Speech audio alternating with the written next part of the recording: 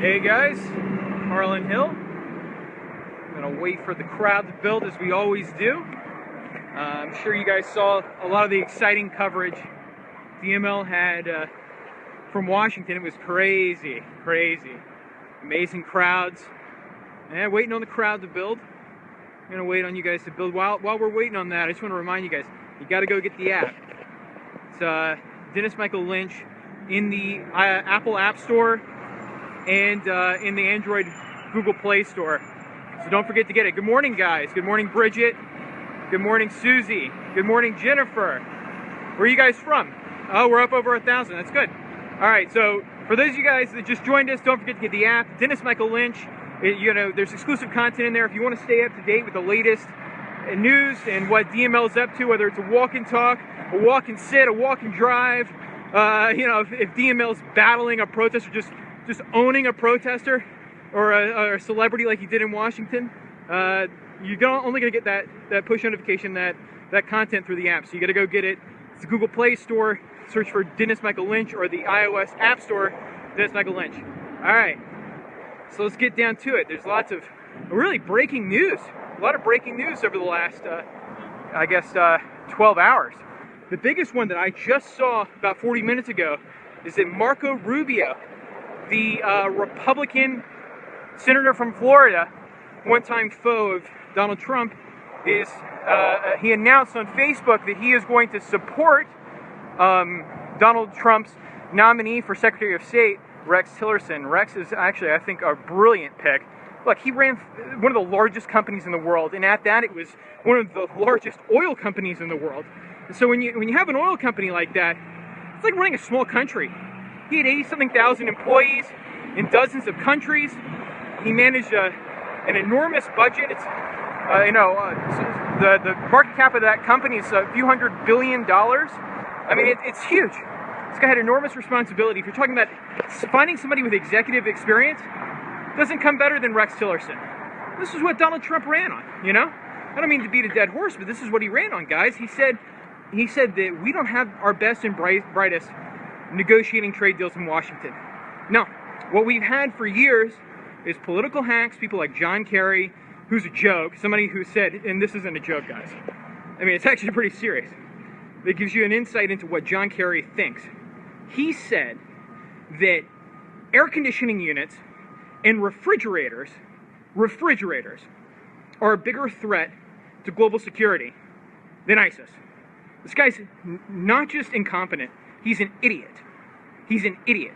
That your air conditioning unit is a bigger threat to geopolitical peace than ISIS, a group that has taken over wide swaths of the Middle East. They had their own currency, they have their own government. They've taken over, I'm guessing millions of acres of land in the Middle East. And they're beheading Americans, Muslims, people from across the West, indiscriminately. It's a brutal regime, and it is a regime now because it came to be under Barack Obama. I mean, you have to remember that ISIS didn't even exist when Barack Obama came into the White House. I don't think they're going to exist by the time Donald Trump leaves either. I think he's going to take that pretty seriously. But let's get back to Rex Tillerson. I got off path a little bit. The thing about Rex Tillerson is he's a brilliant pick. Marco Rubio has announced, and he's one of the holdouts, one of the last Republican holdouts, saying that he might not support the confirmation of Rex, and he's going to do it now. So it's huge news. What this means, and this isn't just big because of Rex. This is big because it signals that Donald Trump is able to he's forcing Republicans that had once opposed him to coalesce around his administration to support his agenda. This is a really positive, I think this forecasts a positive outlook for the administration. I mean, he's got a lot to do, and he's got to get everybody on board. Every Republican has got to be on board if we're going to tackle Obamacare. Every Republican's got to be on board if we're going to, fix these trade deals. Every Republican's got to be on board if we're going to fill the Supreme Court vacancy. And if there's any division, I don't think we're going to get it done. So, next thing up here, and this was really, really good news. Apple, which had formally said that it could not make the economics work of building a factory here in the United States is exploring the possibility with one of their their largest manufacturing partner, a company called Foxconn, to build a $7 billion factory in the United States. Now, it remains to be seen exactly where that factory will be built, and there are a little bit unknowns, but it's clear that Donald Trump has changed the narrative on this. He is making it possible and feasible, and he's signaling to corporate America, invest here. We're going to allow you to repatriate profits from across the globe and bring it back home so you can invest in the American economy. Why Democrats didn't do this decades ago, why Republicans didn't do this decades ago, I'll never understand. But he's making the economics work so that you can manufacture goods here in the United States, and he's making it less feasible to manufacture those products abroad. This is a great sign. It's just the beginning. This factory, if it's built, would employ over 50,000 Americans directly. Now, indirectly, it'll employ many more. It's an amazing project, and it's just one of the latest examples of how, if you just have somebody sitting there taking these problems seriously, problem solving, and Barack Obama ran on this, actually. He never followed through on it. Sorry, guys. He never followed through on it. But he said, if there's ever an American job that's in question, if there's ever an American job that's at threat of outsourcing, I'll put my walking shoes on and I'll protest with the workers. He never followed through on that. He never even applied any pressure to these companies that were planning to outsource jobs overseas. Nothing. And so we're here, what is it, day 3? Day 4, depending on how you calculate it, of the administration, and potentially hundreds of thousands of jobs off the bat. I mean, this is an unprecedented scale, an unprecedented pace for job creation. Now, it's going to take many months or years for these things to materialize, but I've never seen anything like it before. If you're a student of history, you've never seen something like this before. This isn't rhetoric. It's not BS. He made the promise. He laid out his plan, despite what the mainstream media will say, and he's executing on it with remarkable efficiency. So, yeah, Apple and Foxconn may build a 50,000 person factory here in the United States. That's pretty exciting. And as I understand it, though this hasn't been confirmed, that one investment is just for displays on iPhones and iPads. So, if that's a success, there could be many more factories built just as part of the manufacture of iPhones. It has the potential of being a remarkable American success story.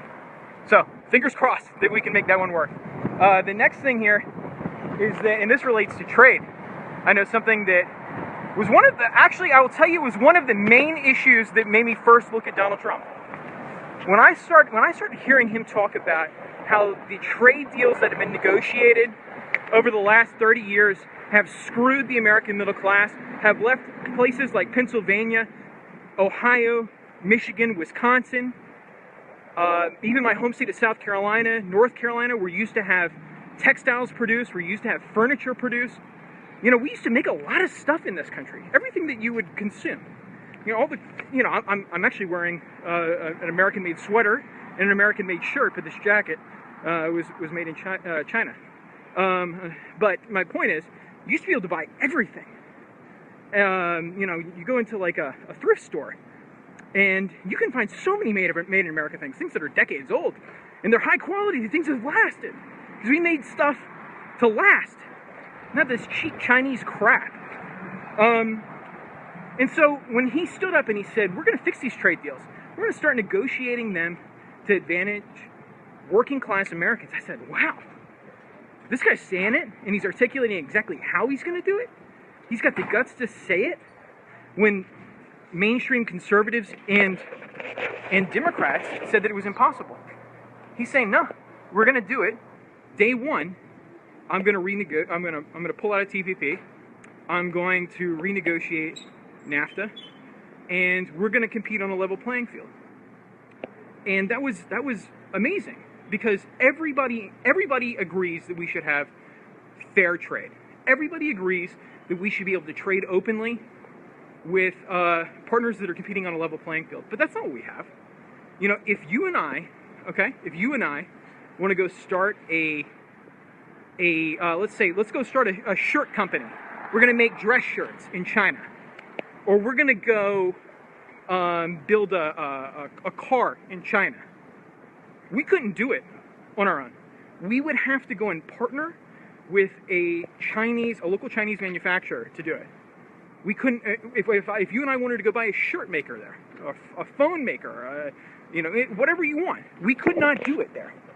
And so we don't compete on a level playing field because the Chinese can come and buy anything they want. They can buy any American company that they want. They can start any factory here that they want. There are no restrictions. And that's fine. But we can't do the reverse.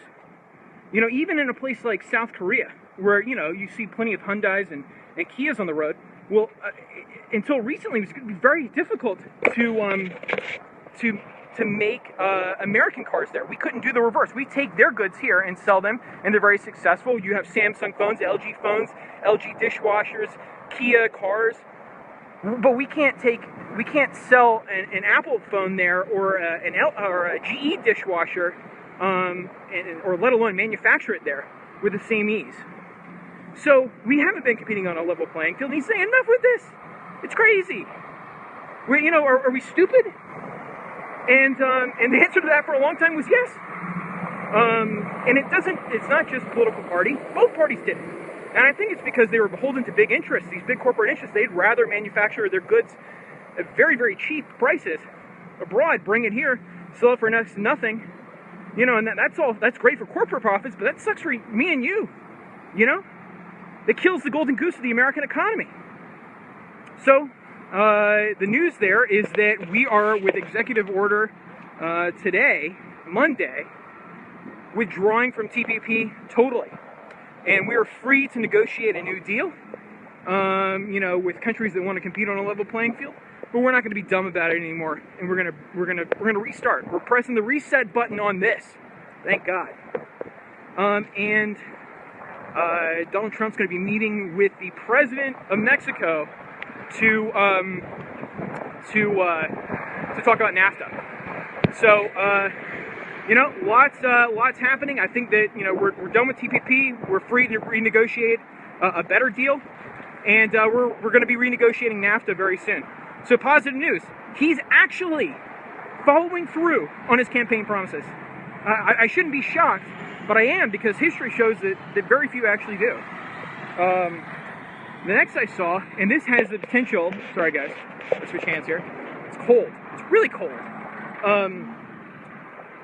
The next has the potential to unleash the tiger that is American capitalism. Trump has promised to cut regulations by 75%. Now, I don't know what that means. I'm not sure. I mean, if we're going to just look at how many, pages of regulations there are on American industry, and say, okay, our goal is to cut this by 75%, to simplify regulations, to reduce them so that, a small business, a small manufacturer, even big corporate interests can operate more efficiently in this country. We're going to cut the taxes on them too. If we're able to follow through with that, and the prime example of this is the regulations related to Obamacare. If we're able to really tackle this, make it easier to employ Americans, to make it more affordable to employ Americans, I mean, the sky's the limit. And so I'm looking forward to more specifics on that. I'm going to say that my promise to you guys, and I think DML's on the same page, is, we want to hold him accountable. So far, I mean, we're in a honeymoon period here where he's doing everything right. And I really feel like we're on the verge of making America great again, despite all these ridiculous protests. I think that we're on the right track here, but we have to hold him accountable, because Washington has a way of corrupting people, even the people that come there with the most noble of intentions. And I don't think this is going to happen to him, but let's stay vocal, let's stay on top of it, and make sure that all of these promises that have been made, or at least most of them, are held true. Because you and I both know that we've supported candidates in the past who we thought were going to make a difference, and they haven't. And so it's our duty to stay with them, to not think, oh, the election is passed, and we just sit back and we relax. It never works like that. It never works like that. The next thing that I wanted to talk about, and I haven't been with you guys, I guess I haven't been with you guys since Thursday. So a lot has happened. We have a new president. That's pretty big. But the media is in a total, complete free fall. And I think I've said it to you guys before. I'm going to say it again. We don't have any journalists in this country anymore. We have political activists. And the vast majority of them are liberal, probably 95%. And they think that it's their duty to defeat Donald Trump. They think that it's their duty to undermine our President of the United States. I venture to say that that's pretty un-American. But it's worse than that. They have so maligned him. They have slandered him. They've called him a Nazi. They've called him a homophobe. They've called him Hitler. They've called him racist. You know, all these things that are totally unsubstantiated. And while they're just words, they have consequence. And you have people like Madonna standing up there and saying that she's been thinking about blowing up the White House. You can go look at the video. DML's got it on the website. It's unbelievable. This gives license to a crazy person who thinks it's their responsibility to stop the next dictator. Which he's not. But some idiot has been brainwashed by the media to think that he is. And that they're going to stop him. They're going to stop the next Hitler. That's what they think. This is scary. And you had CNN, a channel that I appear on after this. I'm going over there, and I'm going to say this on air. They put up a piece on the eve of the election, the day before the election. I'm sorry, not the election, the inauguration on Thursday. And it was basically some liberal disaster porn. They were fantasizing about the possibility of Trump being assassinated on the eve of the inauguration. It was a what would happen if he was killed? It's unbelievable. If you did this toward Barack Obama, can you imagine the backlash you would hear? So not only are they tacitly encouraging people to stop him because they're calling him a murderer, they're comparing him to a murderous dictator that was the architect of the attempted extermination of entire races. That's what they're doing. They're comparing Hitler to someone who committed genocide. And then they're publishing a piece fantasizing about his assassination. It's unbelievable. It's unbelievable. So, that's what we're up against. That's what Donald Trump is up against. He has every right to be frustrated by the mainstream media. He has every reason to suspect that he's at odds, that he is at war with them. They declared war on him. So, but the upside for Republicans, and I don't consider myself a Republican. I don't consider myself much of anything. I'm in this weird, I don't know what I am anymore politically. But I can tell you that the Democratic Party is in total freefall. And I think I've thrown these stats at you before, and I'm going to do it to remind you right now just what a complete and utter disaster Barack Obama left behind in terms of the Democratic Party. And what the media, and with every one of these hysterical outcries in the media, it just cements Donald Trump's control over, I think, the political system for now. He's going to go unchecked because the Democratic Party isn't serious anymore. So here are those stats. Republicans control the White House. Republicans control the Senate with 52 senators. Republicans comfortably control the House of Representatives with 241 members. The Republicans control 31 governor's mansions. They totally control 32 state legislatures, including both houses in those states. And then they share control with Democrats in more states. The Democratic Party has become totally irrelevant in the course of governing this country. They are insignificant. They are irrelevant. They are not a credible counter to the Republican Party. They're not. And they can whine all they want. They can march all they want, but they're not showing up on election day. They're not changing they're not changing their political agenda. They're not making any policy changes. They're a joke. And I don't think that's good for this country. I think that the Democratic Party needs to come back to the middle. They need to start working for the American people again. And they need to start working with Donald Trump. And if they do that, maybe they can start winning some elections. But this crazy, liberal, progressive,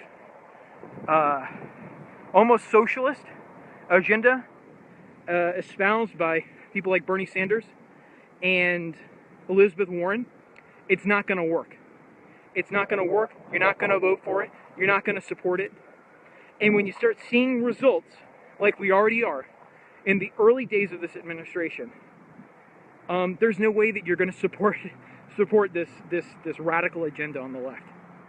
So, Democrats, come back to the middle. It's where I am. I didn't change. You changed. You left me behind. And I don't see how I can vote for another Democrat until there's some spiritual awakening on the left. And millions of Americans are just like me. And if I were wrong, then you'd be winning some elections. But you're not. You are irrelevant. The Democratic Party in this country is irrelevant. And you can protest, and you can break windows, and you can smash open a Starbucks, and you can break open an ATM, and you can burn a limo, and you can tear apart cars, and you can threaten to rape women in the city of Washington, D.C. I have heard these stories from people I know. Even somebody like Tommy Lauren who was a famous media personality and a brilliant person. Even she was accosted on the streets of Washington, D.C. You can keep up with this. You can keep directing sexist barbs at Melania Trump. You can keep criticizing the way that Kellyanne Conway looks, but you're going to keep losing elections, and you're going to keep losing Americans, and you're going to keep being irrelevant.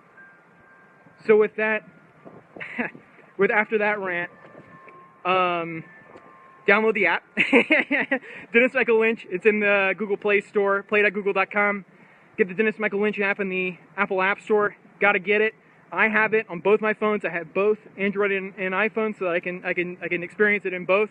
It's great. It's indispensable. You got to go get it. It's how I keep up to date with all the news. Even if somebody as plugged in as I am, I'm always looking at the stuff. DML seems to be on the cutting edge, and so I get my news from him. Yeah, I get the news from our app. So you got to go get it. And it's indispensable for finding out about these walk and talks too. You'll get a little notification saying, "Hey, Dennis is about to do a little walk and talk. He's about to, pwn some idiot like Michael Moore live on Facebook." And so you'll get that notification directly in the app. So if you want it, go get it. You got to get it. Exclusive content. So anyways, great being with you guys on this cold day. Look at that. That's awesome. Aircraft carrier behind me. And I'll see you guys soon. DML will be back tomorrow. Bye.